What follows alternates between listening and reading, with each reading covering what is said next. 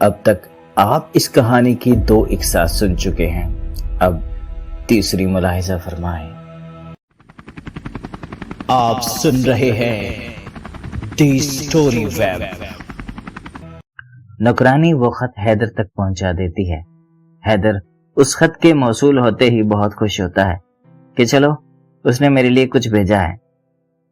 جیسے ہی حیدر اس خط کو کھول کے پڑھتا ہے، اس میں رابعہ نے اپنی واپسی کا ذکر کیا ہوتا ہے۔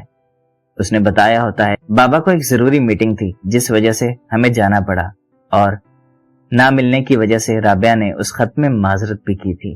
اس خط کے پڑھنے کے بعد حیدر بجھا سا رہنے لگتا ہے۔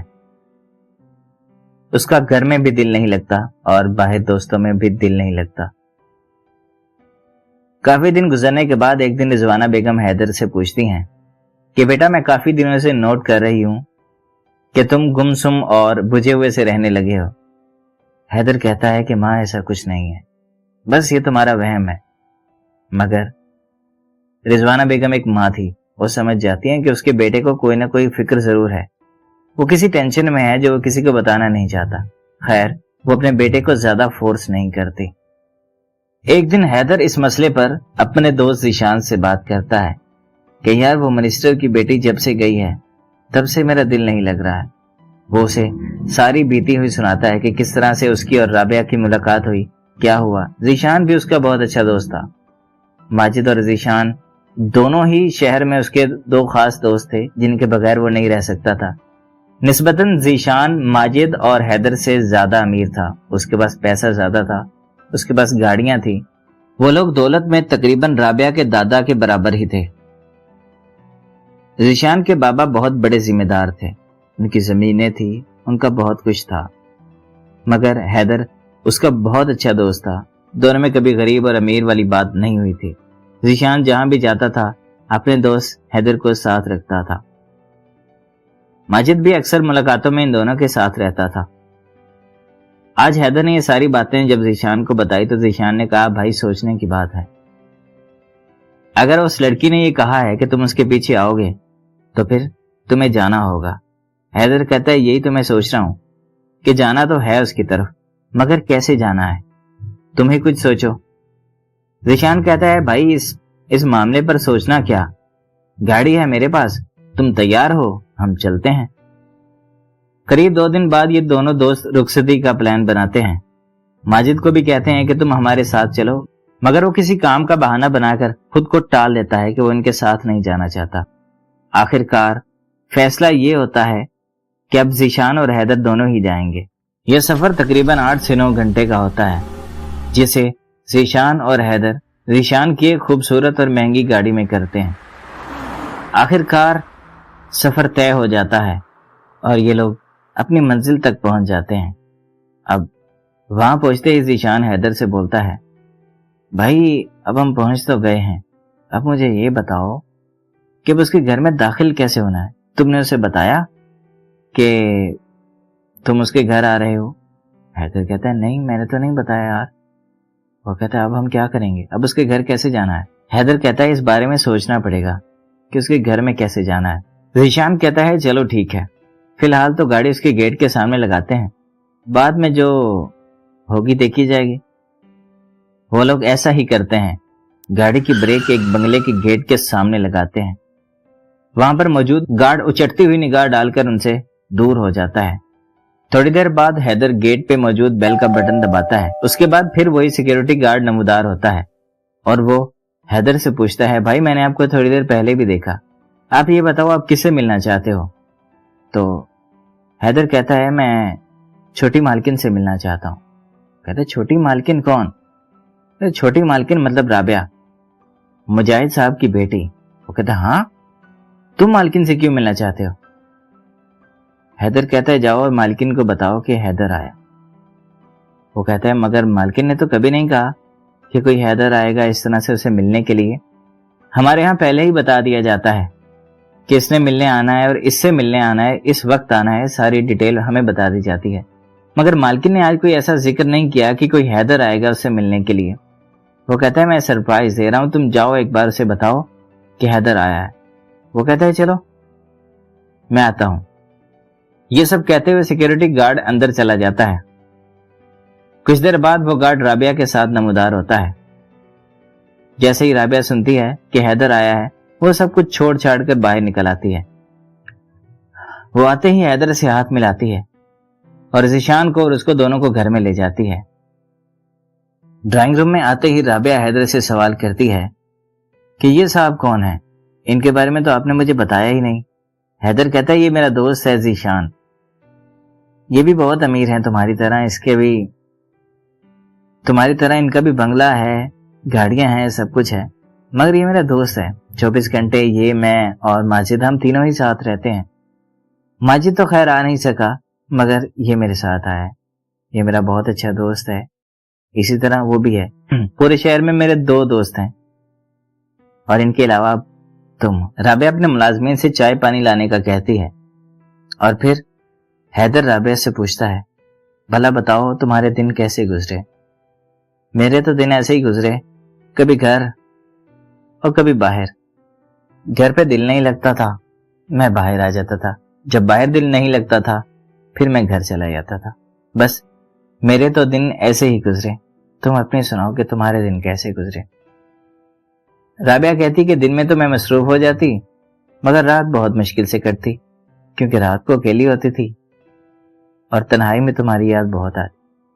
تم نے بہت اچھا کیا تم آ گئے، صحیح معنوں میں میرے دل کا بوجھ ہلکا ہو گیا کہ تم آ گئے، ورنہ شاید میں پھر کچھ دنوں میں بابا سے بہانہ کرتی کہ ہمیں دادا کے گھر جانا ہے۔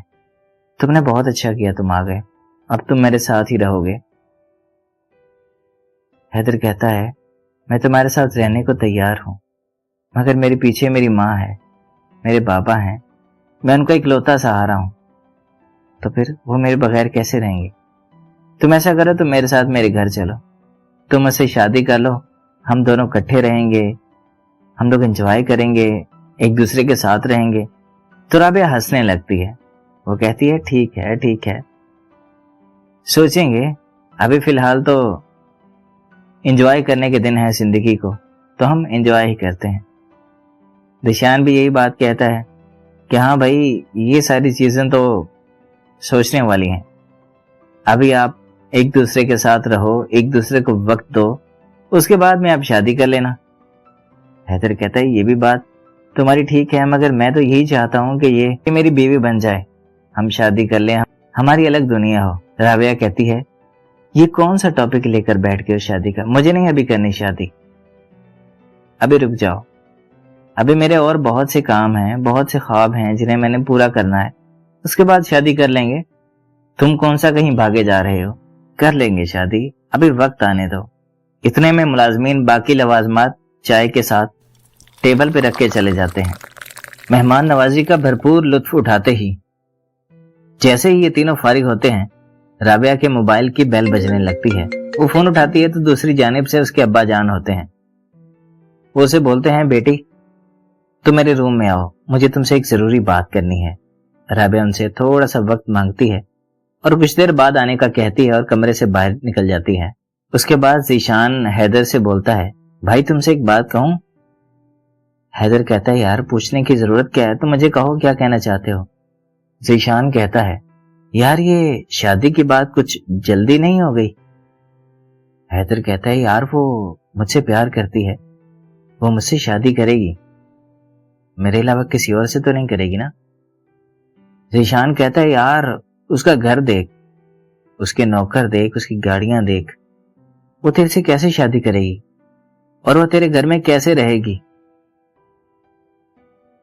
حیدر کہتا ہے یار جس نے رہنا ہوتا ہے نا وہ رہ لیتا ہے، اور جس نے نبھانی ہوتی ہے وہ کبھی اونچ اور نیچ نہیں دیکھتا۔ اب جیسا کہ تو ہے، تو بھی تو میرے ساتھ پھر رہے نا۔ ذیشان کہتا ہے بھائی ہم دوست ہیں، ہم لوگ ایک دوسرے کے ساتھ رہ سکتے ہیں، مگر وہ نہیں، وہ لوگ امیر ہیں، تجھے اس کے لیے کچھ نہ کچھ کرنا چاہیے۔ جب تک تو کچھ کرے گا نہیں تب تک اس کے بابا تو نہیں مانیں گے نا۔